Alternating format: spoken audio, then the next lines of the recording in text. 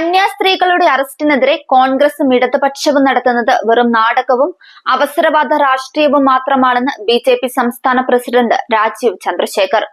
അതൊരിക്കലും ജനങ്ങളെ സഹായിക്കാൻ ഉദ്ദേശിച്ചിട്ടുള്ളതല്ല.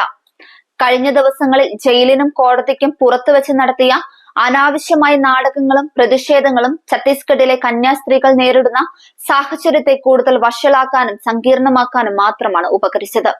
ഈ വിഷയത്തെ രാഷ്ട്രീയവൽക്കരിച്ച് അതിലൂടെ നേട്ടമുണ്ടാക്കാനാണ് കോൺഗ്രസ് ശ്രമിക്കുന്നത്.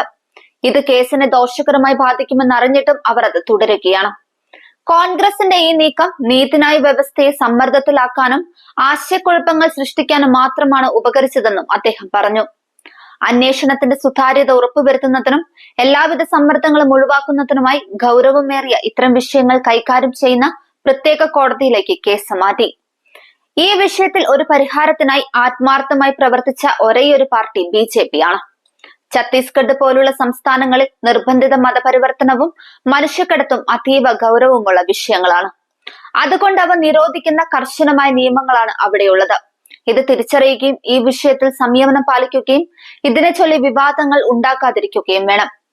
കേരളത്തിൽ 2022 കന്യാസ്ത്രീകൾക്കെതിരെ സമാനമായ കേസ് കേരള പോലീസും രജിസ്റ്റർ ചെയ്തിരുന്നു.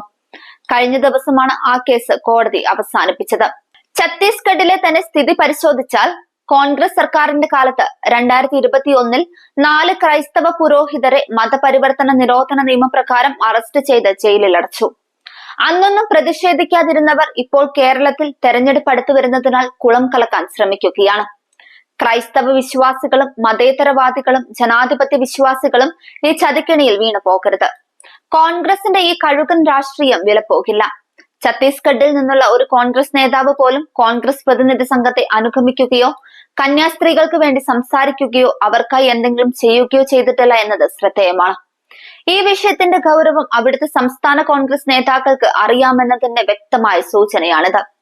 ജനക്ഷേമത്തിൽ പ്രതിജ്ഞാബദ്ധമായ ഒരു രാഷ്ട്രീയ പാർട്ടി എന്ന നിലയിൽ ലോകത്തിന്റെ ഏത് ഭാഗത്ത് ഒരു മലയാളി പ്രതിസന്ധി നേരിട്ടാലും ബി.ജെ.പി. കൂടെയുണ്ടാകും. ആവശ്യമുള്ളപ്പോഴെല്ലാം ബി.ജെ.പി. ഇടപെടും. ദീർഘകാലമായുള്ള ഈ നിലപാടിന്റെ ഭാഗമായാണ് ഈ കേസിലും ബി.ജെ.പി. ഇടപെട്ടിരിക്കുന്നത്.